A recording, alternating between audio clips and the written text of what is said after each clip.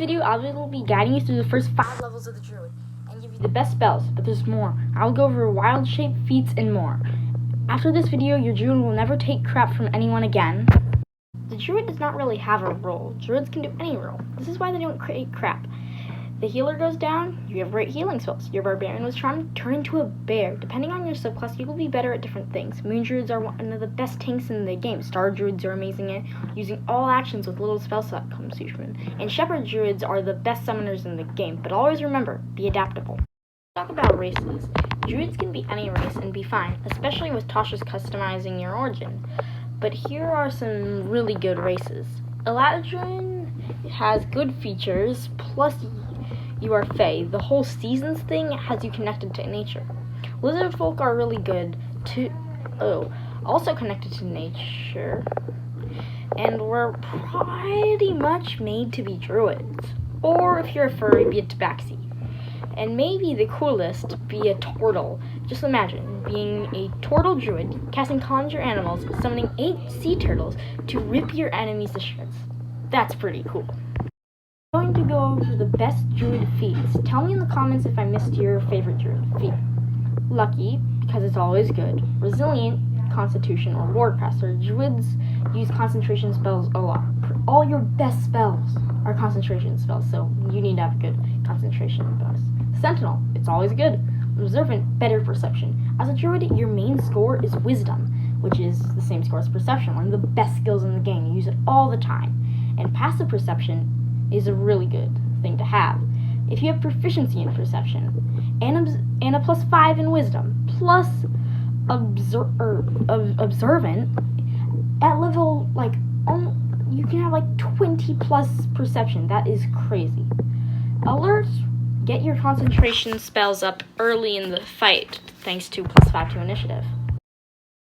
What about wild shape, I hear you asking? Well, we're getting to that now. I will explain this as simply as possible. As an action, you can turn into a beast of a challenge rating determined by your druid level. But only beasts, so no wild shaping into your DM, unfortunately.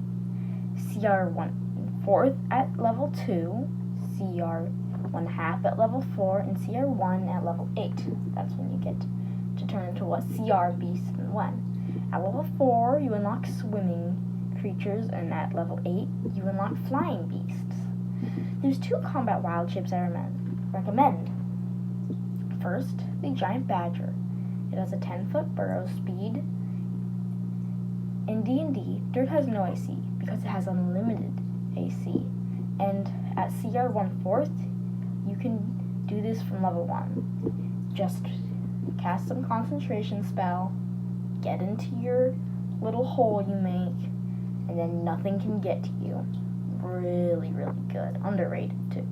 I don't know how many people use this. You can use this from level 2, and just, put up entangle or spike growth, and then burrow in under the ground. It's amazing. And, yeah.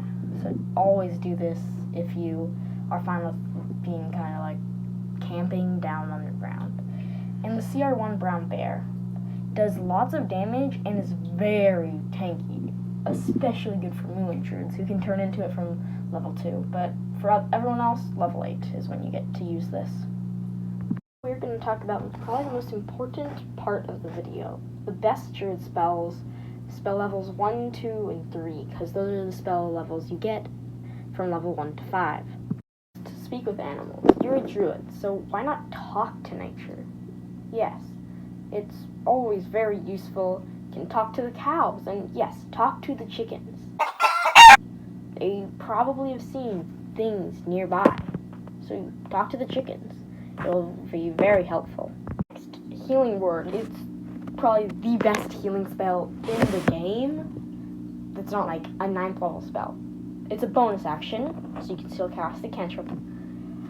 And 1st level spell slot, 1d4 plus your wisdom modifier healing. That's just insane. Bonus action, pick somebody up, and you can still do a cantrip. I mean, what more could you want from a 1st level spell? Always have this prepared. It can save your party, literally. Now, Ice Knife. So, you make a ranged attack roll to an enemy. which does 1d6 damage. And then a secondary exploding effect within like each creature within 5 feet of there, hit or miss, makes a dexterity saving throw for 2d8 damage. This probably should be a second or third level spell. It's that good. So if you want great AoE and attack like 2-hit damage, this is the best option for level 1. Level spells. We have to talk about Spike Growth. It's amazing.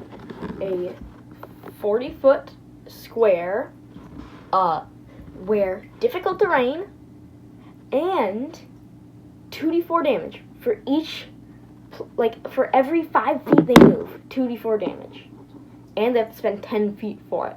If you have like a warlock that can also push and pull people thanks to repelling blast and grasp of a Hadar, and you could completely build a whole party around Spike Growth and pushing and pulling enemies so they stay in here, and add in plant growth since it has no concentration, and you will lock down the battlefield, and that's what druids are best at. Control spells. Heat metal is completely broken. You just cast it on an enemy. They took either like 2d6 damage as a bonus action on each of your turns. If you do that, wild shape, and just start flying away from it, anyone that has like metal plate armor, it's inescapable damage, especially if they don't have ranged attacks or can't fly past level 8. And you're just this is such a broken spell. Why is this second level, and why is it even in the game? It's so broken. So please just take this spell. Pass Without Trace is an amazing spell. For up to 10 people plus 10 to stealth checks, it makes everyone just as good as the rogue at hiding, and the rogue will never fail a stealth check again as long as you have this. Even for those melee characters with heavy armor that imposes disadvantage on stealth, still, disadvantage is -5 mathematically. Still, they get a +5. It's a great spell, so if you ever know you'll ever have to sneak in one of your adventures, prepare this. There's no point in not. It's just an amazing spell. Now we're going to talk about third level spells, which are really good. The druid has some amazing third level spells, which we're going to go over now. Oh my god, plant growth. It is so overpowered. Just use it. A 100-foot radius area, so that's 200 feet by 200 feet area, imposes your movement is quartered 20 feet to move 5 feet, which you can make holes and paths in this area, so you can have it be as big as, let's say, a Spike Growth, and then, since this is in concentration, it is not, it's instant, no concentration, add in Spike Growth, 60 feet of movement to go 5 feet. Most creatures need to dash just to go 5 feet. That is just crazy to me. And they take 2d4 damage, just for you to be able to push them with some other spell, like telekinetic, or use your warlock's repelling blast. This is completely broken. I don't know why every druid doesn't use plant growth. It's probably like the most underrated spell in D&D 5th edition. So just take it. I am begging you. It is so good. Just prepare it. Always. Just do it. I am begging you. Conjure animals. This spell is really good. You can, as an action, you can summon one beast of CR 2 or lower, 2 of CR 1 or lower, 4 of CR 1 half or lower, and 8 of CR 1/8 or lower. And 1/8 beast is always the way to go. But technically you don't get to choose the beasts, which makes this spell, if you have a good DM that wants you to have fun, it's an amazing spell. They'll probably just let you choose or give you something good.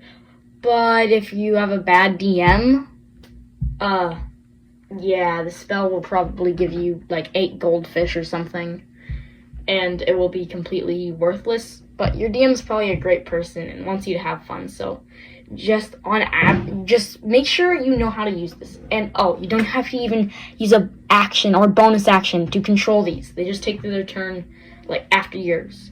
It's really good prepared if you think summoning 8 creatures is amazing.